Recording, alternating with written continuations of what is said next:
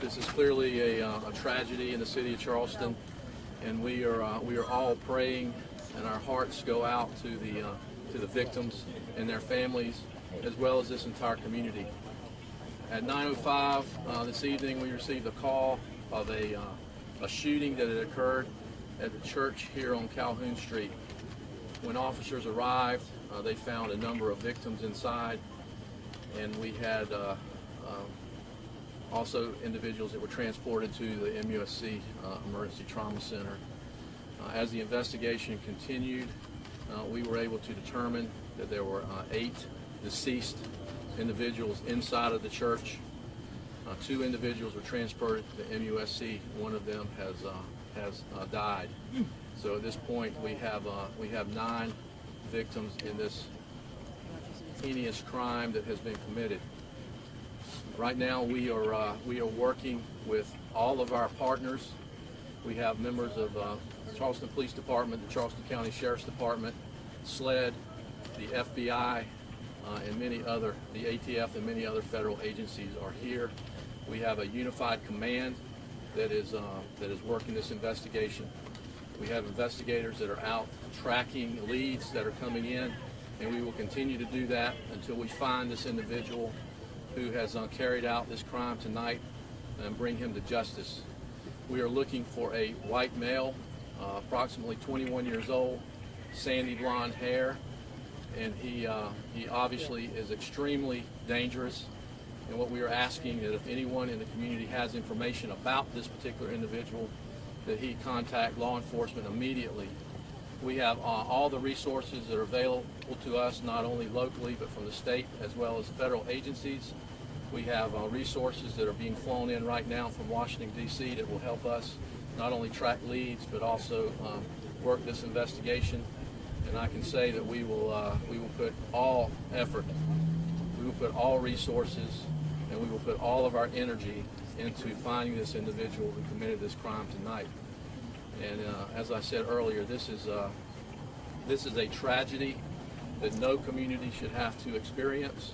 It is senseless, and it is unfathomable that somebody in today's society would walk into a church when people are having a prayer meeting and take their lives. And I can assure you that we are going to do everything in our power to find this individual, to lock him up, and to make sure that he does not hurt anyone else. Any word on the victims' names at this time, Chief? We are not able to release any of that. The coroner is now working that particular part of the investigation. And just let me say, I know that there was some questions earlier about why we weren't coming forward. As you can imagine, this was a very chaotic scene when we arrived. We had a lot of moving parts. We were tracking this individual with canines. We were making sure that he was not in the area to commit other crimes. And as all this was going on, we received information that there might be a secondary explosive device in the scene. So we had to make sure that not only our responders, but you and other people in the community were safe. So I promise you that we will keep you updated. We will give you regular updates as quickly as we can. But please understand that the primary role right now and the primary emphasis is going to be us catching this individual before he hurts somebody else. Is this being investigated as a hate crime, Chief? We'll take questions after the mayor speaks. This is a most unspeakable and heartbreaking tragedy. In historic Emmanuel AME Church, Mother Church of the AME churches, people in prayer on Wednesday evening, a ritual, coming together, praying and worshiping God, and have a awful person come in and shoot them is inexplicable, obviously the most intolerable and unbelievable act possible.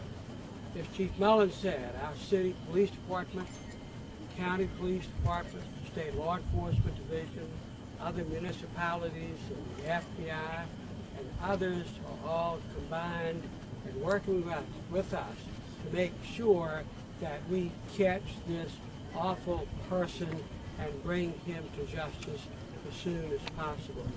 We just left speaking with members of the family. It was a heartbreaking scene I have never witnessed in my life before. And I told them that this community sends forth their love to them, and that we are all in this together in this community to help those who have lost a loved one get through this time and give them our love and support and encouragement as we bring this awful person to justice as soon as humanly possible. Is the city offering any reward in hopes of capturing the shooter? We will be offering a reward. We'll have to look at that tomorrow to see exactly what the amount will be, but I can guarantee you tomorrow we will be announcing a reward. And what I would ask as well is that obviously if you as the media receive any information at all in any form or fashion, please make sure that you get that to us as soon as possible, because it sure is likely that you might be getting some information via your There's resources. been a report that the Somerville Journal scene got a call from a gentleman claiming responsibility. Is there any legitimacy to that in your opinion? We're looking at all leads right now. We're not going to talk about how the investigation is proceeding, so we'll be happy to answer questions that are non-specific to the investigation. Are there any survivors right now? Did anybody survive the shooting? There are, yes. How many? We're not going to talk about specific numbers, but there are individuals who Chief, survived. the man who was brought into the Marriott in cuffs, can you speak to his involvement in this? We're not talking about any of that investigative activity at this time. We're What was early in what the was Can you speak to the condition of Senator Payton? We're not identifying any victims, so I'm not speaking to the condition of any individuals at do this you point. believe this was a hate crime? I do believe this was a hate crime.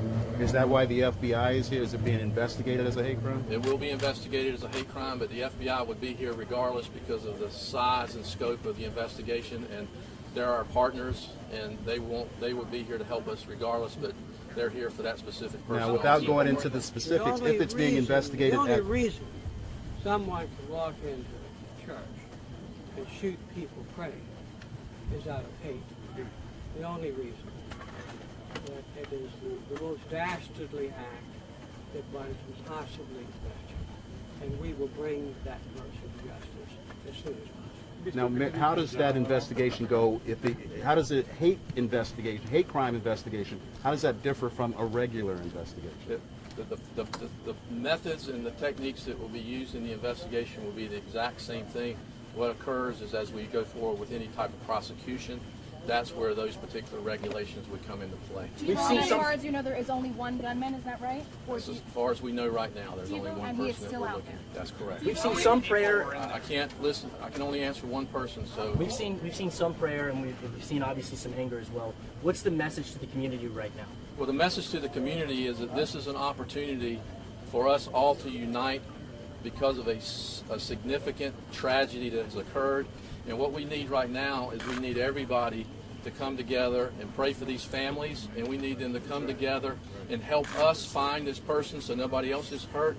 And what we need is for the community to look at this and say, we have had enough of this violence, and if we stand up together, we can stop this violence, and that's what we need the community to do. So I understand that people might be angry, I understand that they might be upset, and that is certainly emotions that we would all understand.